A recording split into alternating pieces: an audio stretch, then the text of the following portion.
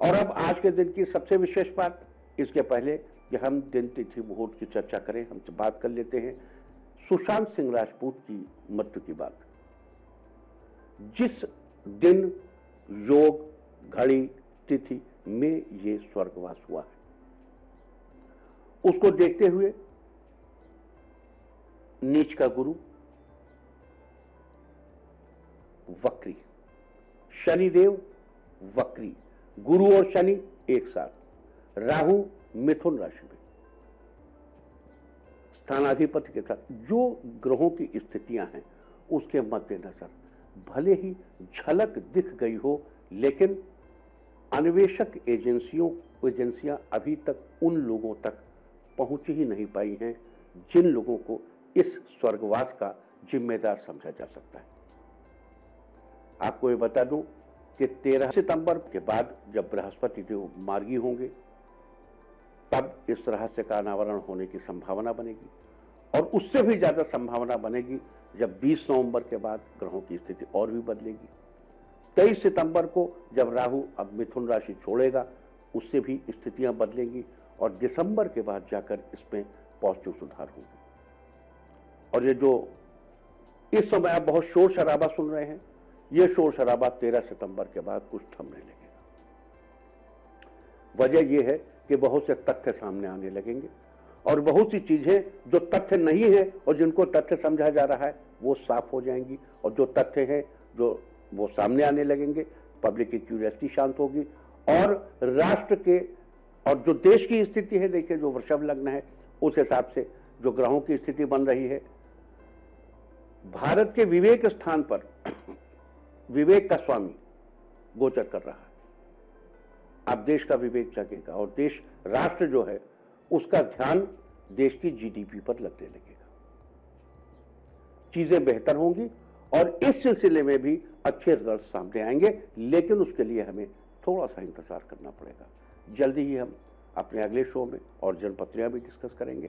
फिलहाल चर्चा करेंगे आज आश्विन कृष्ण पक्ष की अष्टमी तिथि, गुरुवार का दिन है। अष्टमी तिथि आज का पूरा दिन पार करके देर रात 3:35 तक रहेगी। उसके बाद नवमी तिथि लग जाएगी। मैं आपको फिर याद दिला दूं कि बीते 2 सितंबर से श्राद्ध शुरू हो चुके हैं, जो कि 17 सितंबर को समाप्त होंगे। चूंकि श्राद्ध कार्य दोपहर के समय किए जाते हैं, और आज दोपहर के समय अष्टमी तिथि रहेगी, अतः आज उन लोगों का श्राद्ध किया जाएगा जिनका स्वर्गवास किसी भी महीने के कृष्ण या शुक्ल पक्ष की अष्टमी तिथि को हुआ। इस दिन श्राद्ध करने वाले व्यक्ति को संपूर्ण समृद्धियों की प्राप्ति होती है।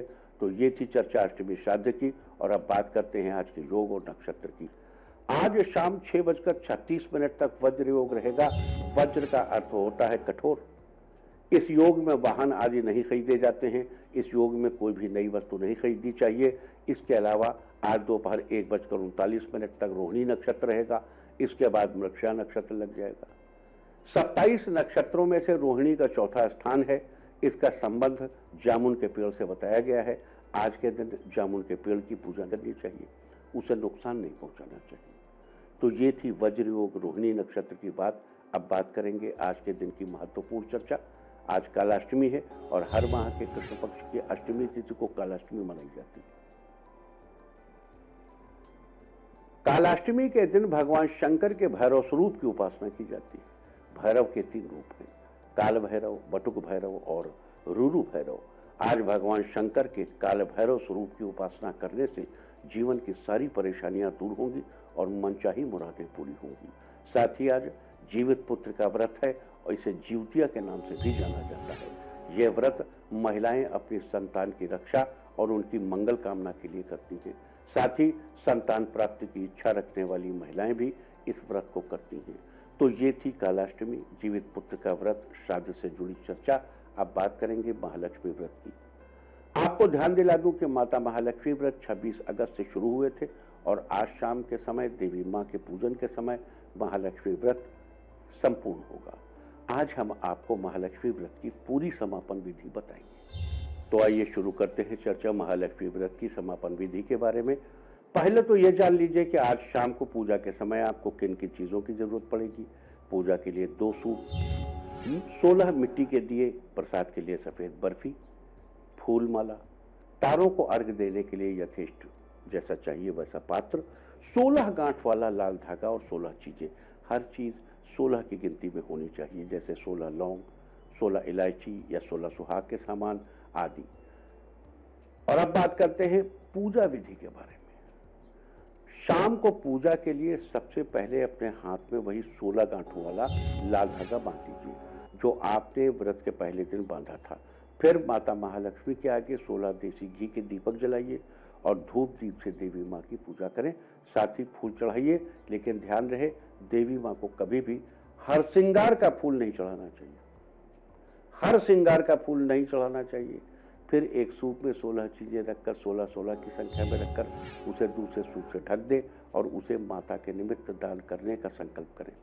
संकल्प के लिए ये मंत्र पढ़ें, क्षीरोदारणम संभूता लक्ष्मी चंद्र सहोदरा, हे चंद्रमा की सगी बहन लक्ष्मी, आप समुद्र क्षीरोदारणों संभूता, समुद्र से उत्पन्न हुई है, हे क्षीर सागर से उत्पन्न चंद्रमा की सगी बहन माता महालक्ष्मी, मैं ये सब कुछ आपके निमित्त दान कर रहा हूँ। इस प्रकार संकल्प लेकर उस सूप को वहीं रखा रहने दें। हो गया दान खत्म। अब दीपक में ज्योति जलाकर दीपो ज्योति नमोस्तुते महालक्ष्मी के मंत्र का जाप कीजिए। मंत्र है ओम श्रीं ह्रीं श्रीं कमले कमलालये प्रसीद प्रसीद श्रीं ह्रीं श्रीं महालक्ष्म्यै नमः। जप के बाद माता महालक्ष्मी की आरती कीजिए और उन्हें सफेद मिठाई का भोग लगाइए। इस प्रकार पूजा के बाद तारों को जल से अर्घ्य दीजिए और आरती कीजिए। इसके बाद अगर आप विवाहित हैं तो अपने जीवन साथी का हाथ पकड़कर, अन्यथा स्वयं ही 3 बार उत्तर दिशा की ओर मुंह करके पुकारिए, हे माता महालक्ष्मी मेरे घर आ जाओ, हे माता महालक्ष्मी मेरे घर आ जाओ, हे माता महालक्ष्मी मेरे घर आ जाओ। इसके बाद जो व्रती हैं वो अपने लिए और माता महालक्ष्मी के लिए अलग अलग थाली में भोजन निकालिए। अगर आप विवाहित हैं और आपने पति पत्नी दोनों ने व्रत किया है तो देवी माँ और अपने साथ साथ अपने जीवन साथी के लिए भी थाली में भोजन निकालिए। संभव हो तो माता महालक्ष्मी के लिए चांदी की थाली में भोजन लगाइए। देखो, प्रेम से जो लगाओगे वही चांदी है, वही सोना। आपके पास जो उसको प्रेम से लगाइए। माता आपको इतना देंगी कि आप चांदी की थाल ले, चांदी के थाल में भोजन लगाने लगोगे। तो भोजन करने के बाद अपनी थालियां उठा लीजिए, लेकिन माता की थाली को किसी दूसरी थाली से ढककर वहीं पर रखकर छोड़ दें। अगले दिन सुबह माता की थाली का भोजन गाय को खिला दीजिए और सूप में रखा हुआ दान का सामान किसी लक्ष्मी मंदिर में दान कर दें। इसके अलावा 16 गांठ वाले धागे को अपनी तिजोरी में लपेटकर संभाल कर रख लें। तो ये थी चर्चा महालक्ष्मी व्रत की समापन विधि की। और अब चर्चा करते हैं आज किए जाने वाले खास उपायों की। अगर आप माता महालक्ष्मी की कृपा से अपनी धन संपदा में बढ़ोतरी करना चाहते हैं तो आज उत्तर दिशा की ओर मुंह करके कनकधारा स्तोत्र पढ़ते हुए दूध की धारा से माता महालक्ष्मी का अभिषेक कीजिए। यदि आपको कनकधारा स्तोत्र न याद हो, आपके पास उसे पढ़ने के लिए पुस्तक भी ना हो, आप ऑडियो बजा लीजिए। बाद में उस थाली के दूध को तुलसी के पौधे में अगले दिन डाल दीजिए। ये उपाय करने से माता महालक्ष्मी प्रसन्न होती हैं और व्यक्ति को अपार धन संपदा प्राप्त होती है। अगर आप दिमागी मेहनत वाले काम करते हैं, कंप्यूटर से रिलेटेड काम करते हैं, तो अपने कामों में सफलता पाने के लिए आज देवी माँ को कमल का फूल या कोई अन्य पुष्प चढ़ाइए।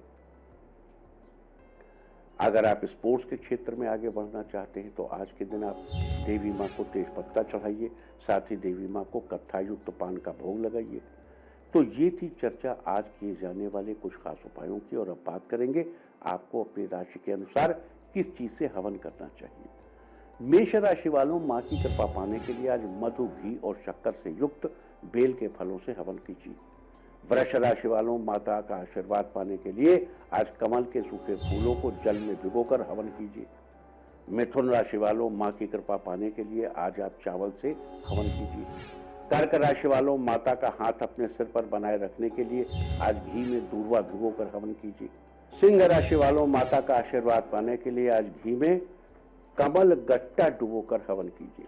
कन्या राशि वालों, आप बहुत जोर से पटाख से फूकता भी है तो आप थोड़ा सा तोड़ लीजिएगा, वरना वो चटकेगा। कन्या राशि वालों, माँ की कृपा पाने के लिए आज घी में गिलोय डुबोकर हवन कीजिए।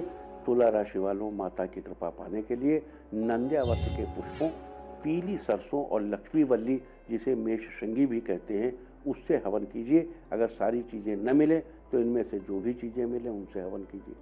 वृश्चिक राशि वालों, जीवन में खुशहाली पाने के लिए आज काली मिर्च, जीरा और सूखे नारियल की गिरी से युक्त गुड़ और घी में पके हुए पुओं का हवन कीजिए। पुआ। धनु राशि वालों, देवी मां का आशीर्वाद बनाए रखने के लिए आज गुड़ मिश्रित जौ, तिल और चावल से हवन कीजिए। मकर राशि वालों, माता की कृपा पाने के लिए आज काले तिल से हवन कीजिए।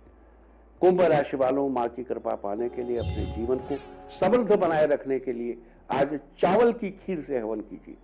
और मीन राशि वालों, माता का आशीर्वाद बनाए रखने के लिए आज सूखे नारियल की गिरी में घी मिलाकर हवन कीजिए। तो ये सारी चर्चा थी महालक्ष्मी व्रत के बारे में। उम्मीद है कि आप इस खास चर्चा का फायदा जरूर उठाएंगे।